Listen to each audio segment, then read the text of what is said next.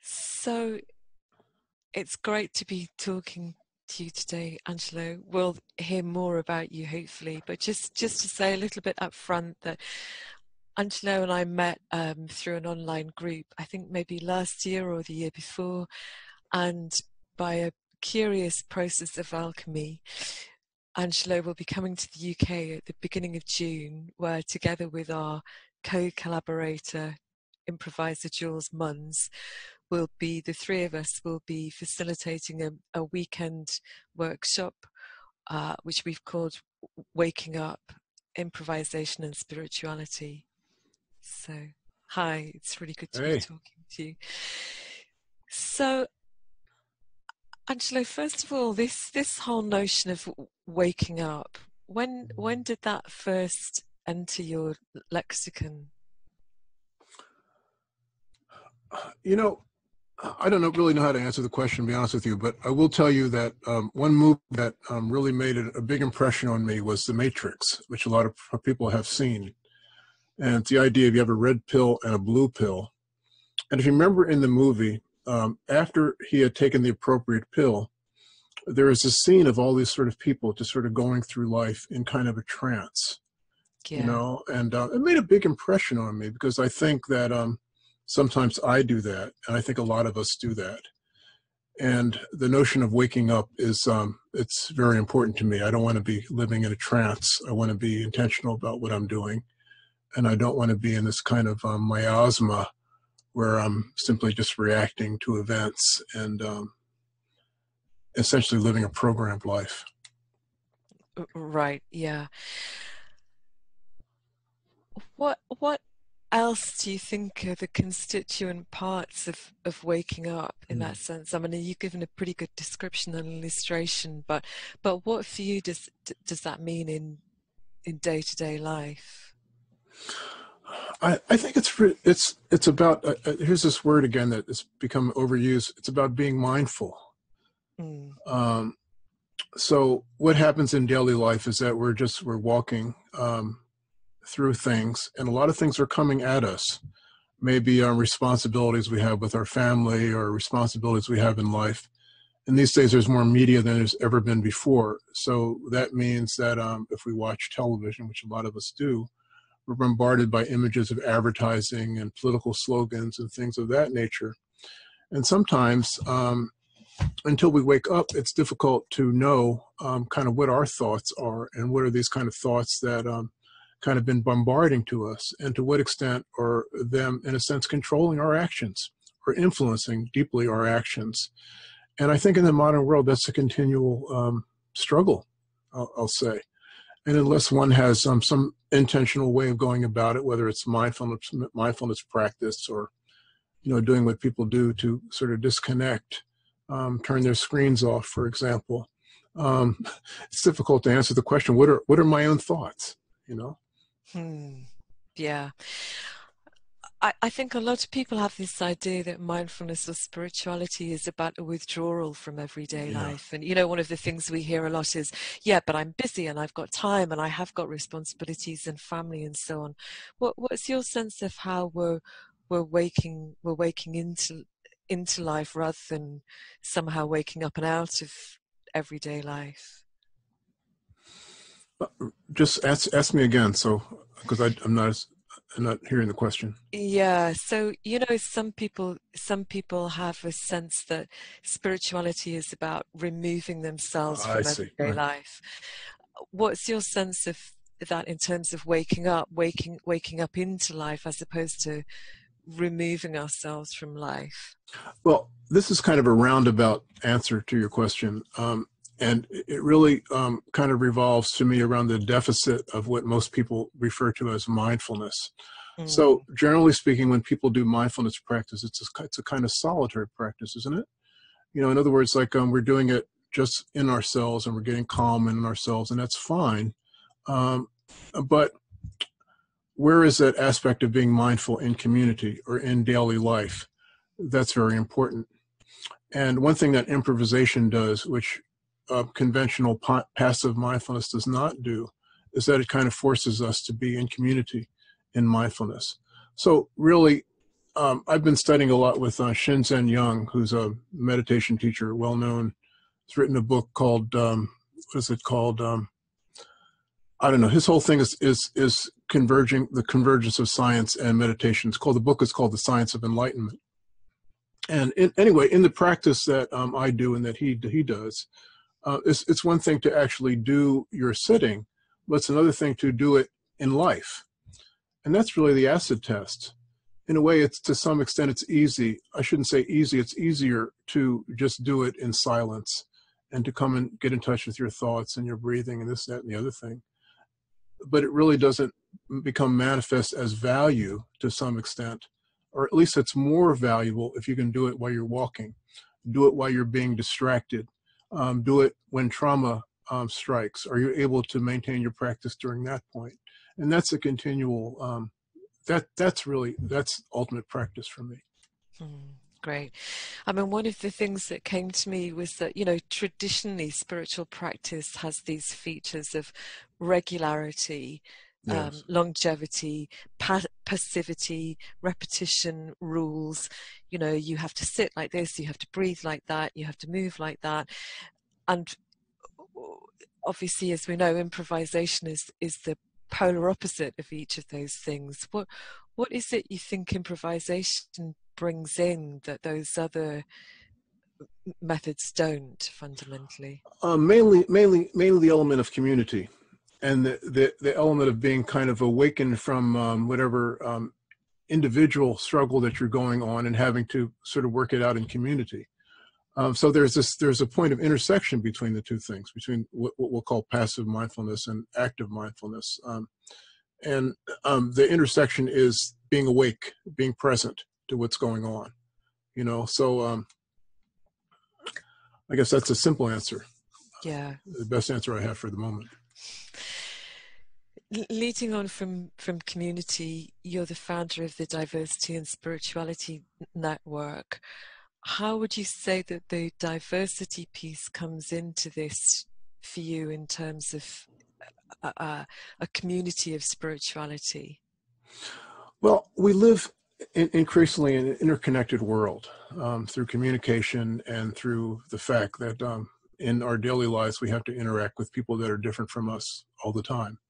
Even if you take the element of race out of it, or gender, or any of the traditional markers of identity, we basically have to do that. It's become less and less a situation where we live in a particular village all of our lives, and we basically interact with people that have the same values as us, look the same, have a kind of a same notion as to do sense making in the same way. Increasingly, we come into contact with people that have very different sense making apparatus or different ways of being in the world. So, to me, that is the kind of the people use the word cross-cultural. That's kind of like the overall rubric of what diversity and spirituality is to me. It's like, how can you be true to the essence, or the kind of very kind of physical identity, physical emotional identity of who you are, and how can you interact productively and creatively with a group of people that are very different than you? And it takes some skills to do that. It takes some sort of practice to do that. And that's beyond the element of race. It's beyond the element of borders. It's a human interaction of that which is ourselves and that which is the other, and how to do that engagingly and creatively. Yeah, I mean, it seems to me that there's a number of strands of spirituality that almost try to sidestep what you just described, either by saying, you know, we're all one, or that somehow we need to transcend all of everything you just described, our physicality, our identity. What's your take on that? Well, I don't know if there's a number of kinds of spiritualities. There's a kind of spirituality that calls itself spirituality, and there's a kind of, well, there's two kinds of what I'm going to call in our context is negative. One is kind of like a fundamentalism, and that's a tribal sense of fundamentalism. I just want to be with my folks, right? These other folks, I don't know about them. Maybe I'll call them evil. And then there's people in the mindfulness community that do this kind of spiritual bypass process, where to amplify what you're talking about, their thing is that all I really need to do is to just hang out with my tribe of enlightened people, right? I don't really need to deal with the kind of the dirt and the negativity of the world. That's not my issue. That's other people's issue. And a lot of times, unfortunately, that goes with the sense of class. They do that because they can, right? They can isolate themselves in their kind of a suburban bubble. And they don't need to deal with the very real traumas of our age, like the migration crisis that you deal with more in the UK than we do here. Well, actually, we're dealing with it here in borders with Mexico, for example. So, in a way, it's to really be fully human. In my view, is to confront what's going on in the world, in our inner world and in our outer world, and to do that creatively and productively. Yeah, one of the things I've noticed about my experience with improvisation, which is fairly limited, but it's very clear that when we're in that space of improvisation, we can't overlay our responses and reactions No. with anything, any kind of bypassing. Basically, it's very difficult in that space, isn't it, to bypass? Impossible, because, right? well, with the viscerality of our action and experience, aren't we? Do you think that's a useful counterpoint to everything that you just described? Absolutely. It's like, you're walking down the street, you got a million things in your mind. You have to bring grocery home to your family, say, for example. You're fighting with your spouse or something like that, and all of a sudden there's a group of people playing, right? A group of people are having something going on, and they involve you in it.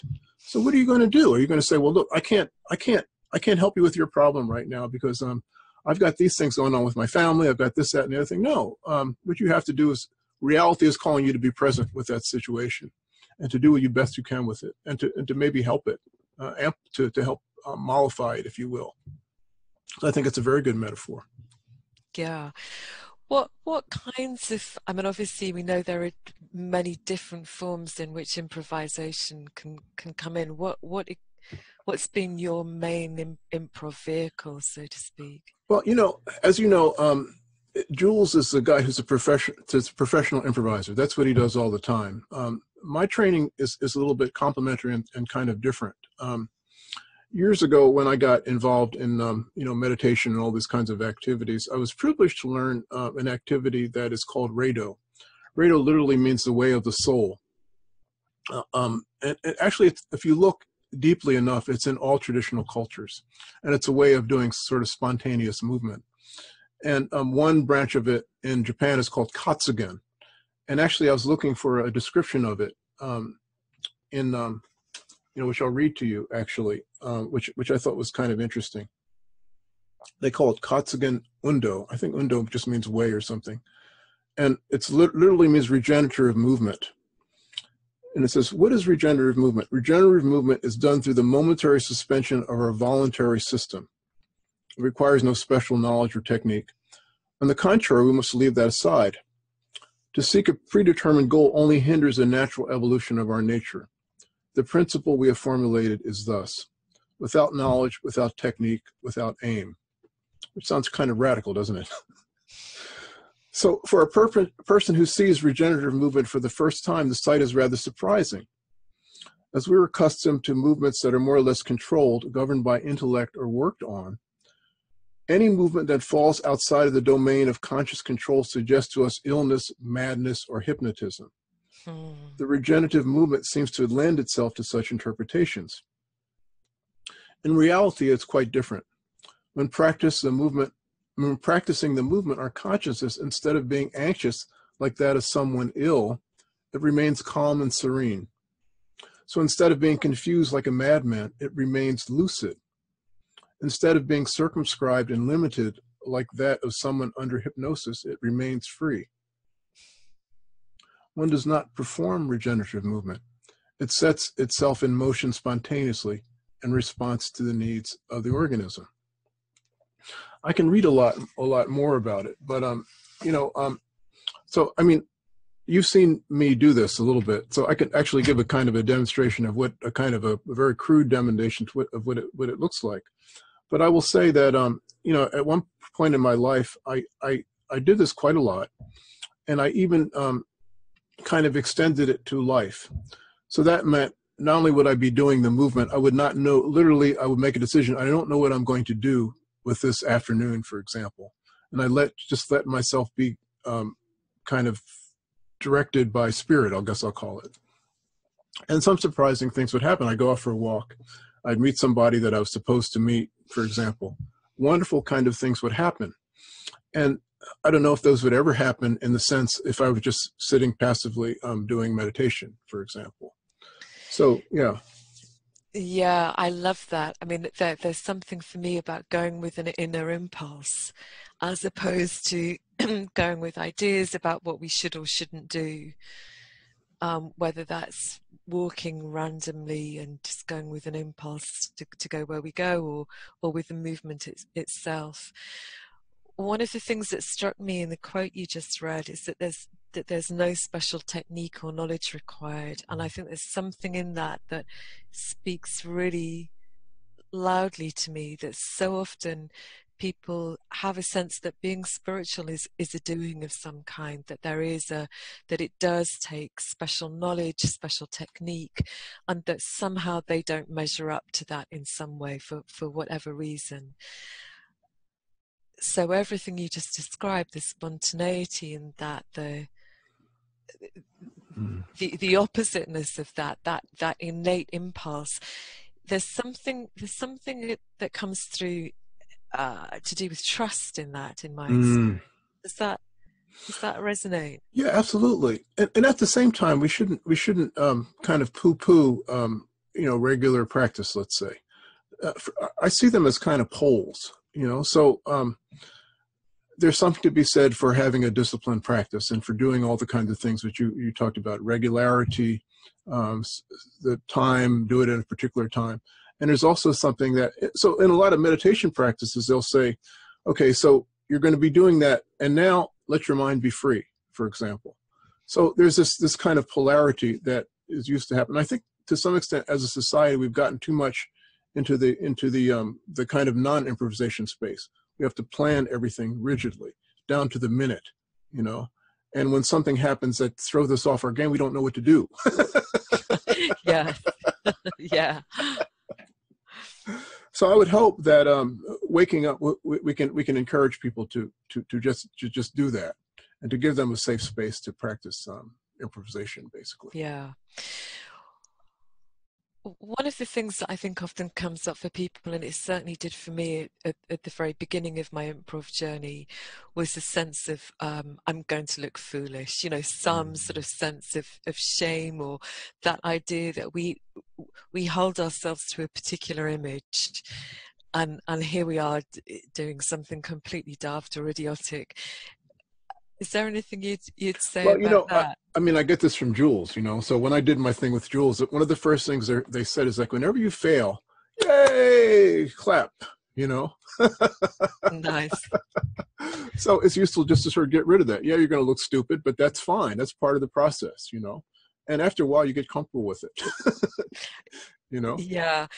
I mean, I think one of the things we'll be doing at the weekend is creating a space in which ridiculousness is completely fine, isn't it? That Right. Everybody, including us, will be in that space. So it's not that we'll be somehow, holding ourselves above all the participants in some No, we're way. going to be playing with We'll them. be right in there with Right. them. That would play. That feels important to me. Is there anything more you'd say about play? Just that it's essential to being human. When we talk about mindfulness and all that sort of things, it sounds so deadly serious, But unless there's this sense of divine play in life, it's like, why are we doing all this? Yes. Why are we doing it? Practicing? No, I mean, it's play. The universe is play. When you see dogs doing things, the first thing you do when they see each other, they start playing. If they don't start biting their heads off, they play with one another. You see kids doing that. And there's something, I don't know why, but for some reason, as we get older, we seem to sort of lose that, And if we don't lose it, we confine it to certain activities, like when we're doing sports or something, or, when we're going to a dancing or something, you know, but it seems to me that playing should be part of what we do. It should be part of who we are. Yeah. So how do you feel about coming to the UK again? I mean, do you find there are cultural differences in terms of people's openness to improv, or any any thoughts on that? I don't really have any major thoughts. I like to travel a lot, you know, and as I discovered in my last journey to the UK, it's like even though we speak the same language, y'all are different. Yes. Actually, in the area that we're talking about, y'all are a little more formal than we Americans are. You know, a little more reserved, and it's impossible to generalize. You know, but it's just very interesting that the language is the same, but we do each other quite differently in lots of respects. So I'm just looking forward to learning, because I feel like whenever I encounter people that are different than me, this is the diversity and spirituality piece. I grow, you know, I learn a lot, you know, I become a bigger person, a more expansive person. So I'm always looking for opportunities to do that. Great.